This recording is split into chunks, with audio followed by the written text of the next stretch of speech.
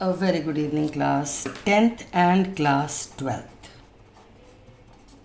Your board results are out, and those of you who are not satisfied, अगर आप अपने result से खुश नहीं हैं and you are looking for marks को वेरीफाई करना है कि ठीक है कि नहीं है, या फिर पेपर का फोटोकॉपी चाहिए, आपको चेक करना है आपने जो लिखा है वो ठीक से चेक है कि नहीं है, रीचेक करवाना है. So these are the 3 step process that you will have to follow. सीधा रिवैल्यूएशन के लिए आप नहीं जा सकते.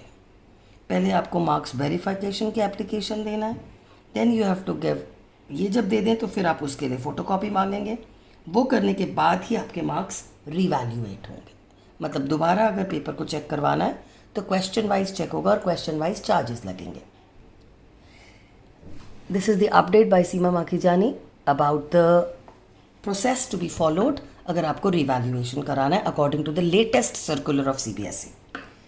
The first thing is everything will be online. Offline कुछ भी नहीं होगा.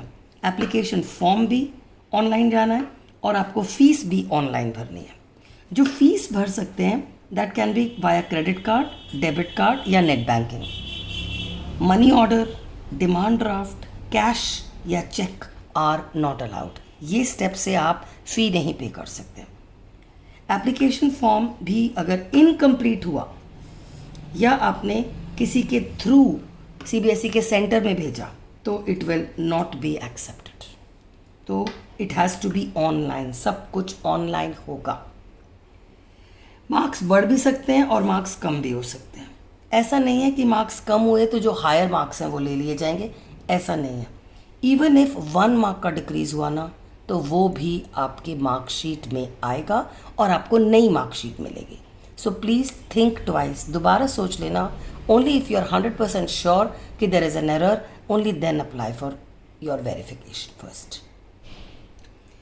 नई मार्कशीट री इशू होगी और जो मार्कशीट कम सर्टिफिकेट आएगा पुराना वाला वो आपको वापस देना पड़ेगा. तब आपको नई मार्कशीट इशू होगी.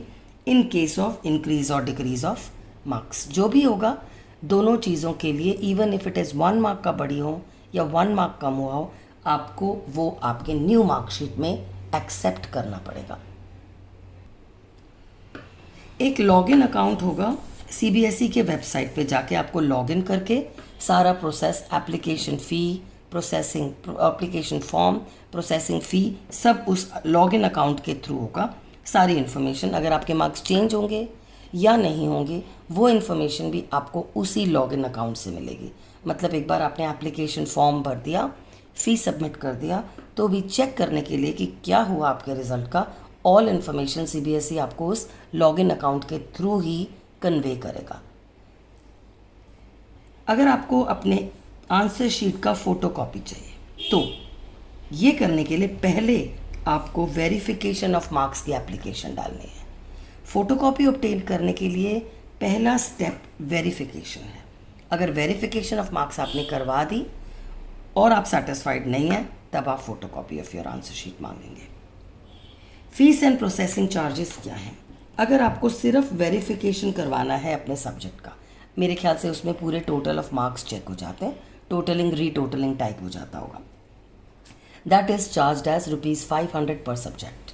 जितने भी सब्जेक्ट्स आप चाहें उनके लिए अपने पेपर का री-वेरिफिकेशन, आई थिंक उसमें ये चेक होता होगा कि आपके टोटल मार्क्स कितने और सारे क्वेश्चन चेक हैं कि नहीं, इज़ माई प्रजम्पशन, जिसके लिए आपके ₹500 लगते हैं. फ़ोटोकॉपी ऑफ आंसर शीट, अगर आपको लगता है कि आपकी वेरिफिकेशन से आप सेटिस्फाइड नहीं हैं और आपको फ़ोटोकॉपी चाहिए, then it is ₹700 per subject are the charges that the CBSE will take from you online. Okay, तो फर्स्ट स्टेप से आपने वेरिफिकेशन कर लिया, ₹500 भरे. उसके बाद आपने फ़ोटोकॉपी ऑफ आंसर शीट मंगवा ली और आप फिर भी सेटिस्फाइड नहीं है. लेटर से आपको 5 ऐसे क्वेश्चंस लग रहे हैं जिनमें आपको लग रहा है कि मार्क्स बढ़ने चाहिए. तो आपने 700 भरे, पहले 500 भरे, तो करीब करीब आप ₹1200 फिल कर चुके हैं एक पर्टिकुलर सब्जेक्ट के. एंड लेटर से कि आपने डिसाइड कर लिया कि 5 ऐसे क्वेश्चन हैं जिसमें you are not satisfied with the evaluation. तो फिर आप 5 क्वेश्चंस के रीवैल्यूएशन की एप्लीकेशन डालेंगे एंड एवरी क्वेश्चन के लिए आपकी प्रोसेसिंग फ़ी अलग होगी. जो आपकी scanned copy of your answer sheet है वो आपको वही उसी लॉगिन अकाउंट में रिसीव होगी. घर पर नहीं आएगा कुछ पोस्टल इन्फॉर्मेशन या hard copy, it would be a soft copy जो आपके लॉगिन अकाउंट में आ जाएगी। उस आंसर शीट में डिटेल्स कि पेपर चेक किसने किया, पेपर रिवैल्यूएट किसने किया, एग्जामिनर कौन था, एग्जामिनर का नंबर क्या था, ये सब आप कुछ भी नहीं पता लगा पाएंगे। सिर्फ आपके क्वेश्चंस लिखे हुए होंगे और एग्जामिनर के मार्किंग दी हुई होगी, दैट इज़ ऑल। तो डोंट एक्सपेक्ट कि अगर आप फोटोकॉपी मंगाते हैं तो आपको ये पता लग जाएगा कि पेपर चेक किसने किया है। ओके, उस इरादे से पेपर की फ़ोटोकॉपी मत मंगाइएगा। If you are not satisfied with the evaluation, आपने फ़ोटोकॉपी देख लिया and you are not happy, then you will apply for reevaluation. मतलब ये 3 स्टेप प्रोसेस है। पहले वेरिफिकेशन करवाएंगे, उसके बाद फ़ोटोकॉपी मांगेंगे, उसके बाद कहीं जाके आप रिवैल्यूएशन कर सकते हैं। रिवैल्यूएशन करवाने के लिए द चार्जेस आर ₹100 पर क्वेश्चन। अगर आपके 5 क्वेश्चन हैं जिनको आपको चेक करवाना है तो आपको ₹100 पर क्वेश्चन मतलब ₹500 का फ़ी देना पड़ेगा और क्वेश्चन नंबर्स लिख के भेजने पड़ेंगे एप्लीकेशन में कि these are the question that you want them to recheck.